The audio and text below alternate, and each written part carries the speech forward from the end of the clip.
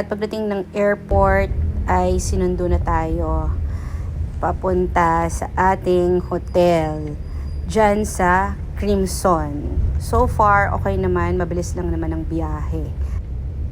Ayan. At pagdating namin, inassist naman kami agad papuntang lobby.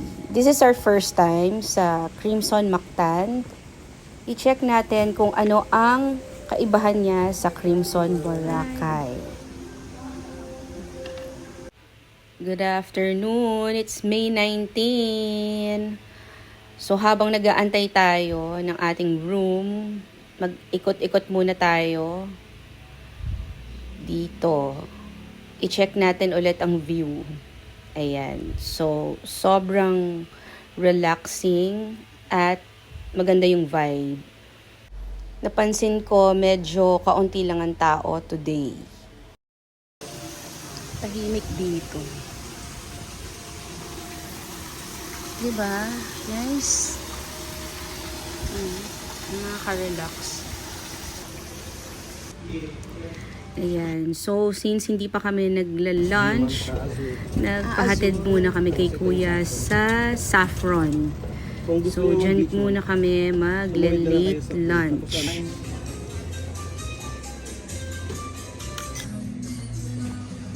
Okay, super late lunch. Mga 3:30. Tapos na yung sinigang.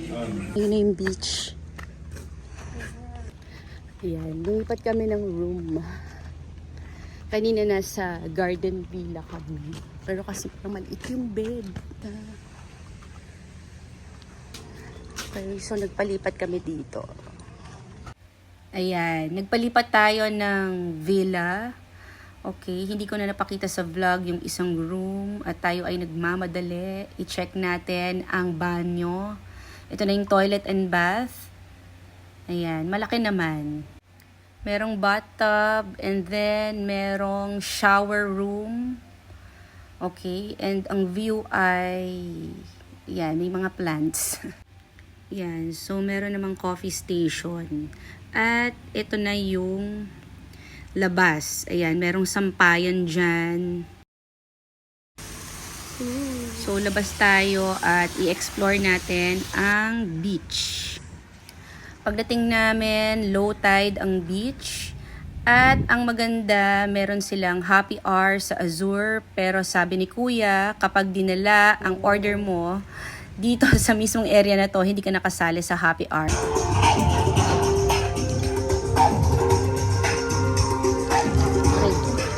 So, everyday daw merong ganyan. Every 5 or 6 p.m.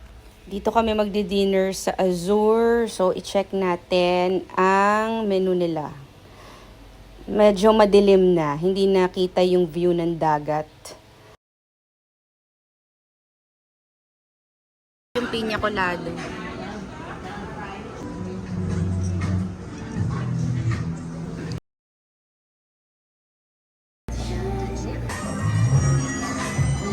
Ito na yung Angus burger steak. Good morning. Gusto ko yung sound na nagwawalis. Ayan. Gusto ko yung sound na nagwawalis. Diba? Very probinsya, may nagwawalis. Ano ba itong halaman? Morning. Ayan. Ay, sayang, hindi ko nadala yung kape ko. Ayan, good morning. Guys, tingnan nyo naman kung gaano kaganda yung paligid dito. Ang linis, ang daming halaman at flowers. Isa talaga sa mga nagustuhan ko dito sa Crimson, yung ganda ng landscaping. Kasi kahit saan ka tumingin, puro greenery at flowers lang. Sobrang nakaka-relax. Lalo na yung puno na yan. I think fire tree yata yan. Pero yung pink na puno, parang hindi ko alam yung name niyan. Ang maganda, malapit lang kami sa Cream Zone. So, check natin later. Ang ganda ng puno ah. Ang daming tropical plants, colorful flowers, at sobrang relaxing ng vibe. perfect talaga para mag-unwind at mag-enjoy ng nature. Okay, medyo nakakasilaw lang. Gandang-ganda ako sa puno. Punta tayo dito sa cream zone at i-check na natin habang wala pang tao. Sarado pa pala, 9 a.m. pa mag-open yung play area dito sa cream zone. Pagpasok pa lang ang colorful and ang lively agad ng place.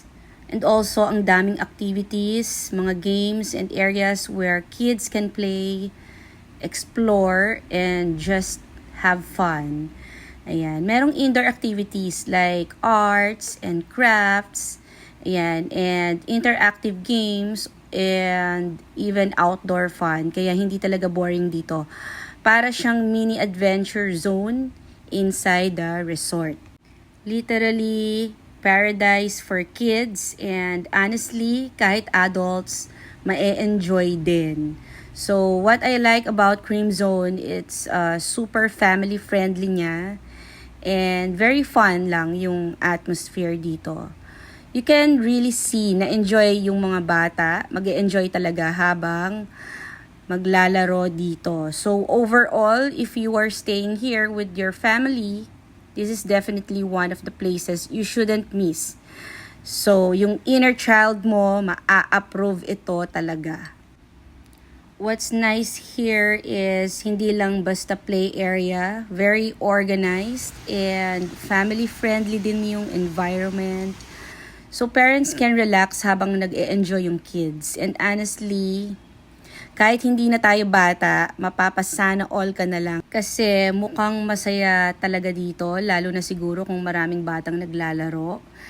At definitely one of the most fun spots inside the resort.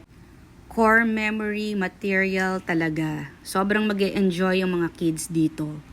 So, pabalik na kami ulit sa aming villa at tayo ay pupunta sa Saffron for breakfast. Good morning again. Nandito tayo ngayon sa Saffron for breakfast.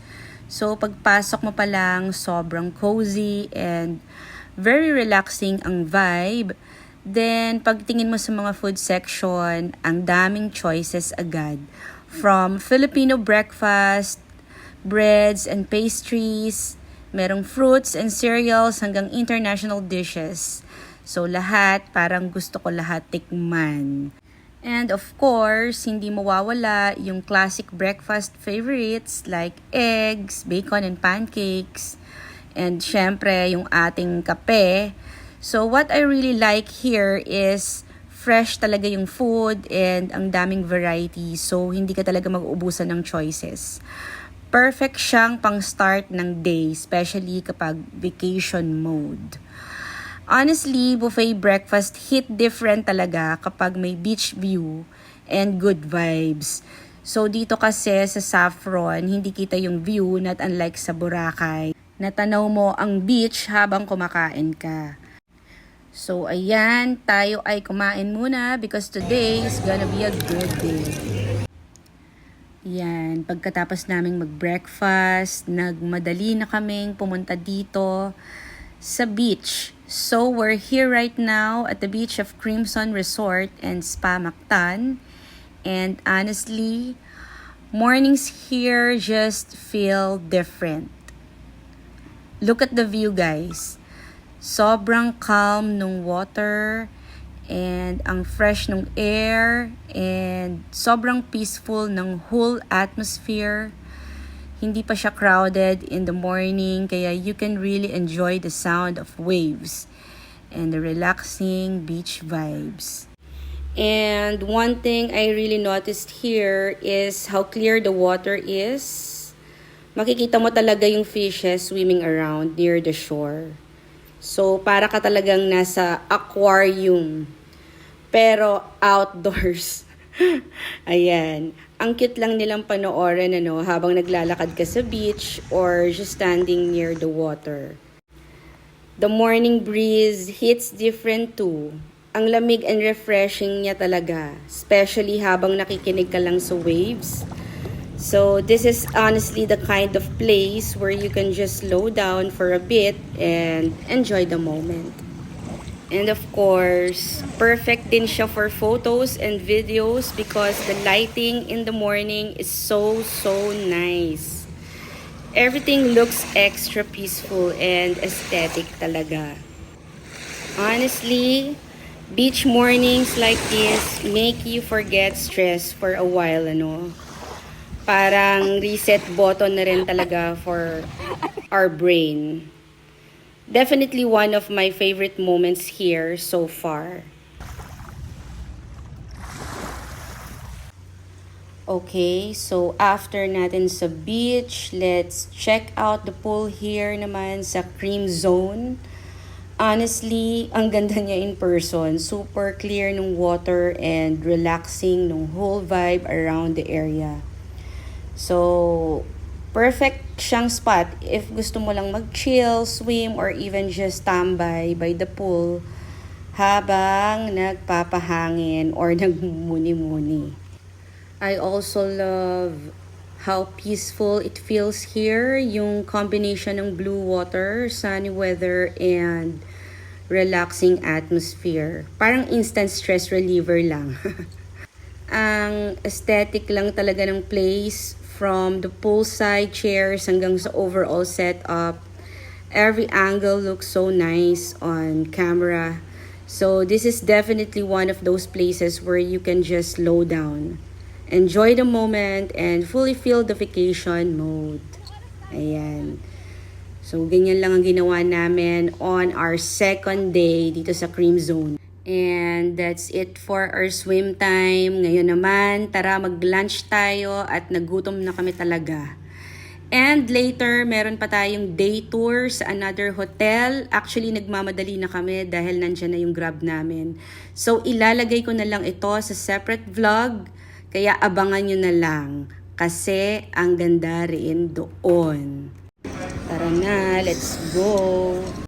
Good morning everyone! It's day 3 here at Crimson.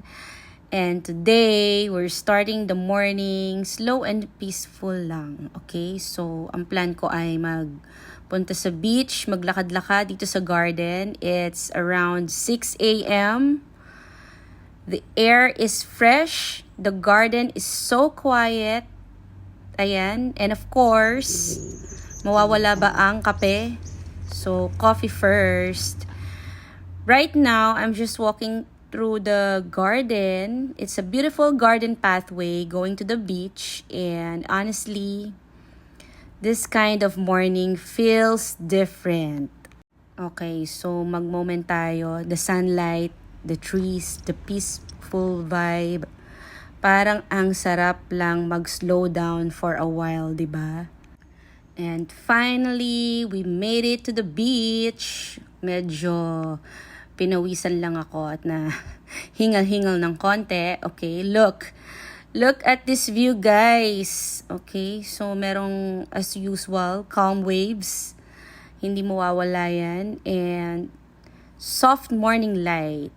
And almost no crowd yet. Super relaxing. Pero meron yatang event for later kasi may sineset up na parang ano dito, kung ano man yan, may kasal yata or something. I am not sure kung ano yan. Mamaya pa naman ang breakfast sa Saffron. Okay, so tulog pa yung anak ko kaya magkakape muna tayo dito sa beach. Ayan, lakad-lakad muna. Emote. Nothing beats coffee by the beach at 6 in the morning. Good morning again! Sobrang saya ko lang. Sobrang ganda ng weather today. Thank you, Lord. Good morning again! It's our third day here at Crimson. And syempre, before another beach day, breakfast muna tayo here at Saffron. One thing I noticed talaga during our stay is that every day, iba-iba yung breakfast choices nila.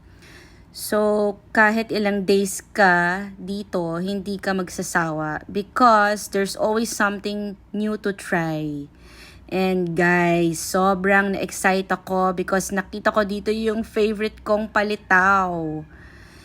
If you know me, alam nyo how much I love Filipino kakanin. So, automatic, kumuha agad tayo. Baka maubusan tayo. Honestly, ang perfect niya i-pair with, of course, my favorite coffee, which is cappuccino, habang relaxing yung morning vibe dito. And speaking of coffee, quick FYI lang guys ha. Unlimited yung coffee drinks dito sa Saffron. So you can choose if you want hot or cold drinks depending on your mood for the day. Ang perfect talaga niya, especially if you're a coffee lover like me.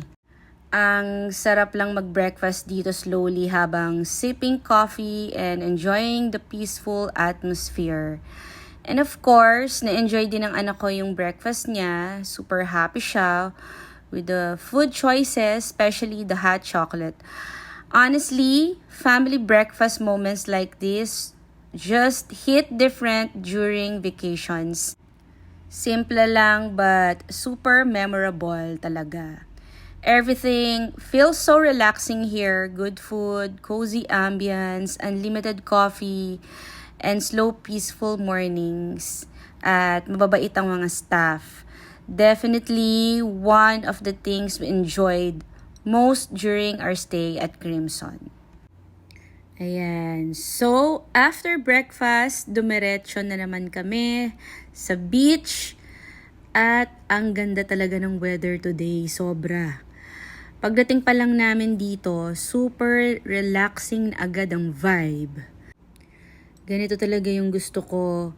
Blue sky, fresh air, and yung tubig, grabe, sobrang clear.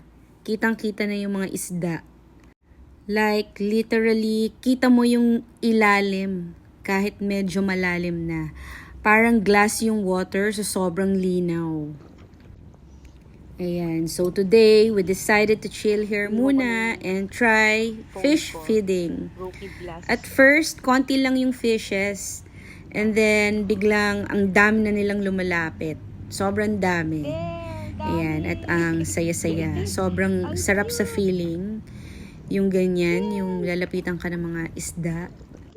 At first time lang din, gawin ito ng anak ko. Nakakatuwa lang tingnan.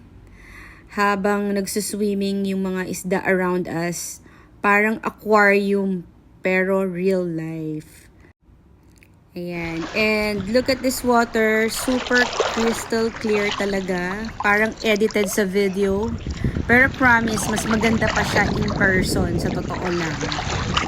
Super na-enjoy ko ang fish feeding. And honestly, this is the kind of moment na mapapastop ka lang and appreciate everything.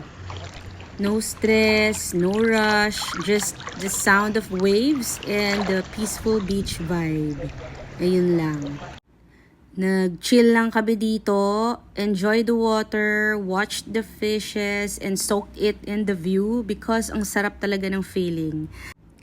This is definitely one of my favorite parts of the trip so far. Simple lang yan, pero super memorable for us. And guys, hindi ko talaga mag-get over kung gaano ka-clear yung dagat dito. Parang every angle talaga, aesthetic talaga siya. Last year, nasa Crimson Boracay ako, pero wala namang fishes doon. So, ito ang maganda dito sa Crimson Mactan. Meron kayong fish feeding in the morning kasama ang mga bagets.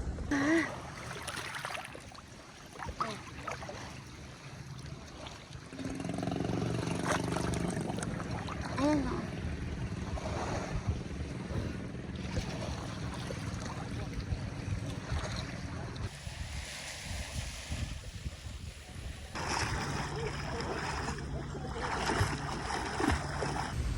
After namin mag-swimming sa dagat, nag-chill muna kami ulit. Dito naman sa Cream Zone Bar. And honestly, super sarap lang ng vibe dito. We ordered some drinks like ice cream and syempre may chicken and fries for lunch kasi gutom na talaga siya after mag-swimming. At habang nagre-relax kami, enjoy lang din yung poolside view and ang peaceful lang talaga ng paligid, ano. Perfect spot para mag-unwind after a long day. And after this, magpapahinga muna kami kasi napagod din kami kahapon sa aming day tour, which is i-vlog ko separately. So, abangan nyo yun, guys. After lunchtime, nakatulog talaga kami sa sobrang pagod at halos dinner time na kami nagising. So, syempre, since naka-recharge na ulit, tara naman tayo mag-dinner dito sa Japanese restaurant ng Crimson Mactan, ang Aka. Super cozy ng place and ang ganda rin ng ambience, very relaxing and peaceful talaga.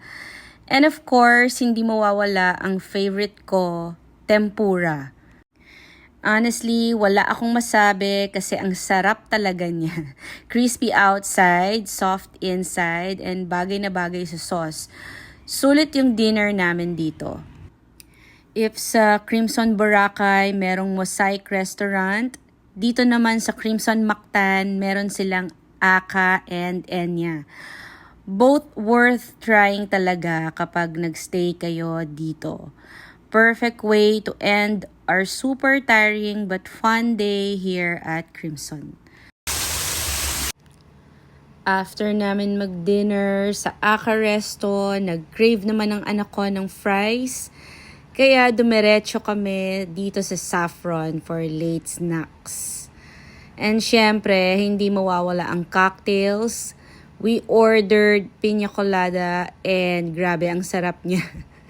Super refreshing lang, no, after a long day. Then, nag-order din kami ng dessert na sobrang tamis talaga. Pero perfect pang cheat day habang bakasyon. Tomorrow is already our 4th day and last day here at Crimson Mactan. Kaya sinusulit na talaga namin every moment habang nandito. Tapos, habang nagre-relax kami, may fireworks pala outside because of an event. Kaya lumabas muna ako to check. Good morning, guys! Today is our 4th day and sadly, last day na namin dito sa Crimson Mactan.